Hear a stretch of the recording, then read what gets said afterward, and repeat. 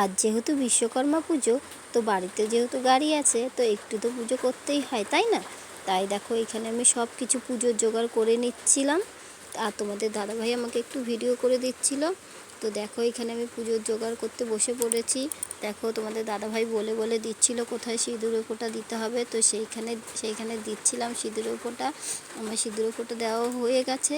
এবার আমি এখানে দেখো ফুল, বেলপাতা, ধান দুব্বো সব কিছু জোগাড় করে নিয়েছিলাম। এবার এগুলো একটু গাড়িতে দিয়ে দিলাম। তো দেওয়ার পরে দেখো ফুল, বেলপাতা সব কিছু দেওয়া হয়ে গেছে। এবার আমি একটু ঠাকুরকে ভক্তি ভরে একটু ধূপধুনো দেখিয়ে নিচ্ছি।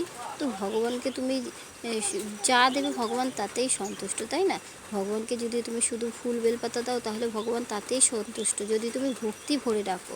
তো আমার ভিডিওটা এই পর্যন্তই। আমার ভিডিওটা তোমাদের কেমন লাগলো অবশ্যই কমেন্ট করে জানাবে। আর তোমরা কে কে বিশ্বকর্মা পুজো করেছো বাড়িতে অবশ্যই কমেন্ট করে জানাবে। তো টাটা, শুভ বিশ্বকর্মা পুজো।